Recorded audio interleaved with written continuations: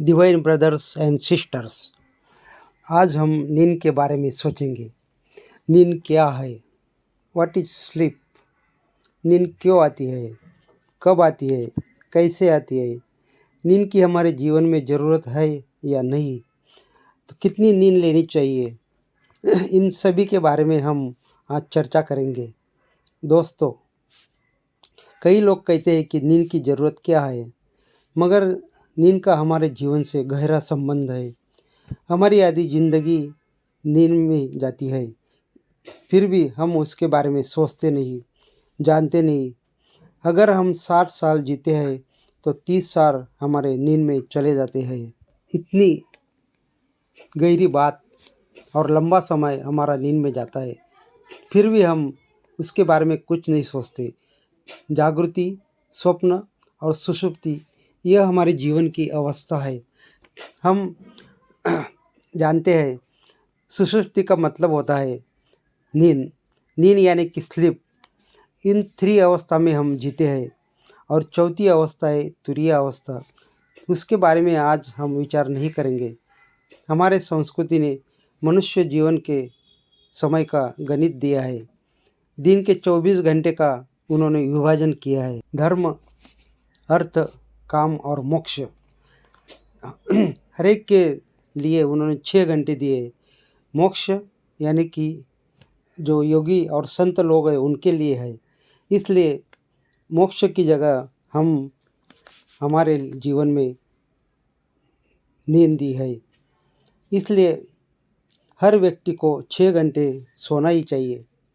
कोई लोग 9 या 10 घंटे सोते हैं, यह भी ठीक नहीं है। किसी की नींद पूरी होती नहीं है। वो लोग रात भर काम करते रहते हैं, सिर्फ पैसे के लिए पीछे रहते हैं, इसलिए उनके जीवन में अस्वस्थता आती है। नींद में जीव और शिव का मिलन होता है। इसलिए हमारे ऋषि मुनियों ने और संतों ने कहा है कि रात को सोते समय भगवान का ध्यान करो, जप करो, प्रार्थना करो, तो नींद अच्छी आती है। जिस प्रकार मृत्यु है, उसी प्रकार नींद यह हमारे जीवन का क्षणिक मृत्यु है। हम अगर प्रगाढ़ नींद में सोते हैं तो हम भगवान की गोद में रहते हैं। इसलिए गीता में भी यही कहा है कि अंत काले च मामेव स्मरण मुक्त्वा कलेवरम, और दूसरा कहा है कि प्रयाण काले मनसा अचलेन भक्त्या युक्तो योग बलेन चैव, कि प्रयाण अंत काल में भगवान कहते हैं कि तू मेरा स्मरण कर। उसी प्रकार प्रयाण काल में यानी कि मृत्यु के समय भी तेरा मन जो है वो अचल होना चाहिए। मेरा ही चिंतन और मेरा ही मनन होना चाहिए। इसलिए सोते समय भगवान का नाम लेने की ज़रूरत है। अगर हमारा मन शुद्ध होना है तो भगवान का नाम लेके और प्रार्थना करके सोना चाहिए। इसलिए बुरे सपने नहीं आते, नींद भी अच्छी होती है और सुबह हम फ्रेश होके उठते हैं। क्योंकि हमारा जो अनकॉन्शियस माइंड होता है, वो अनकॉन्शियस माइंड रात भर भगवान का स्मरण करता है, उसी का नाम का जप करता है। एक मानसिक प्रक्रिया है।